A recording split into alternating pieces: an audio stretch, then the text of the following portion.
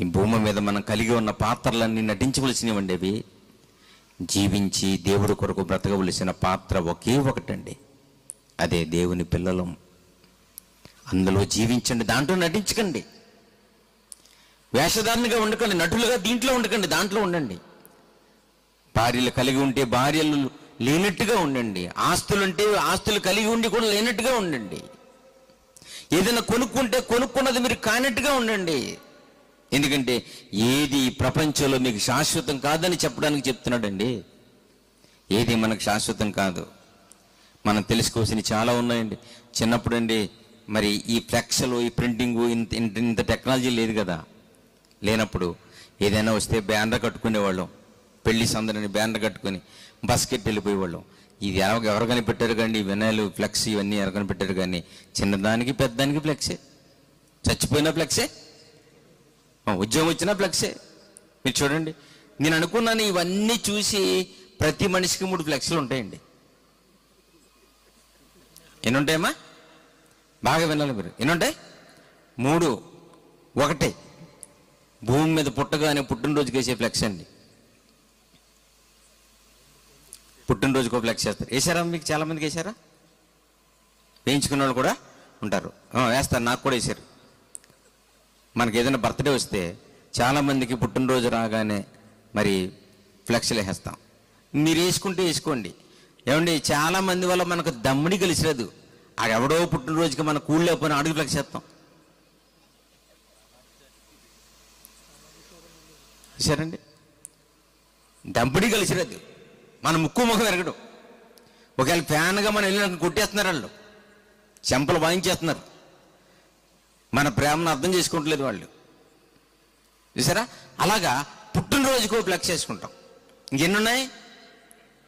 2. ఆ రెండోది పెళ్లి ఫ్లెక్స్. ఏటమ్మది? వేసారా? మీకు పెళ్ళిళ్ళకి వేసారా?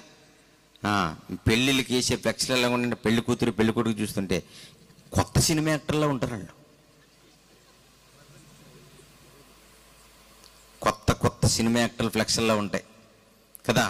అందమైన మేకప్, సౌందర్యమైన సూటు బూటు, చక్కగా ఉంటారు. చిన్నతనంలో భర్త పక్కన నడవడానికి భార్య సిగ్గుపడేదంట. ఏకంగా పెళ్లి ఫ్లెక్స్లో పడుకునే ఉంటున్నారు. ఇలాగా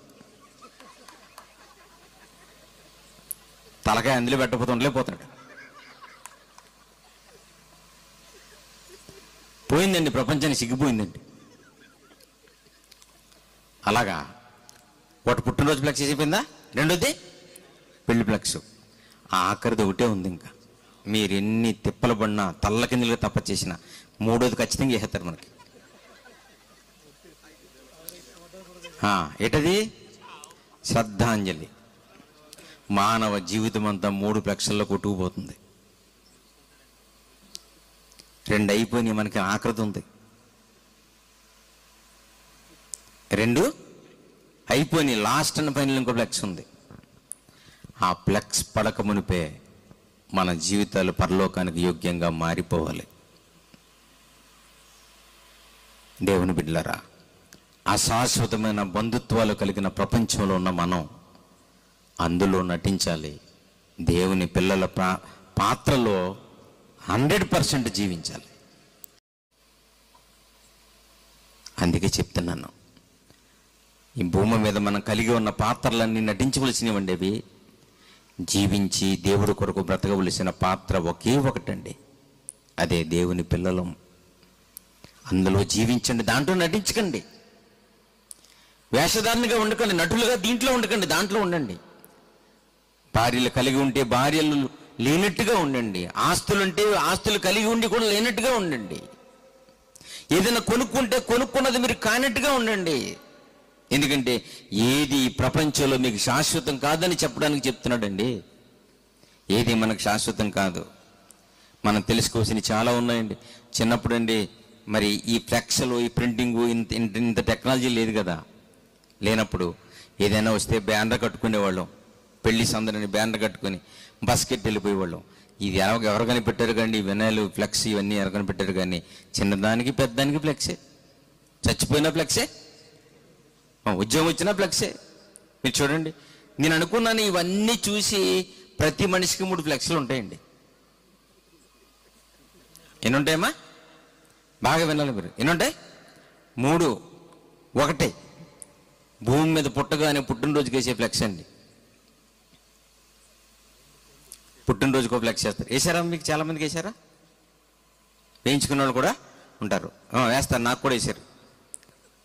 మనకి ఏదైనా బర్త్డే వస్తే చాలామందికి పుట్టినరోజు రాగానే మరి ఫ్లెక్స్లు వేసేస్తాం.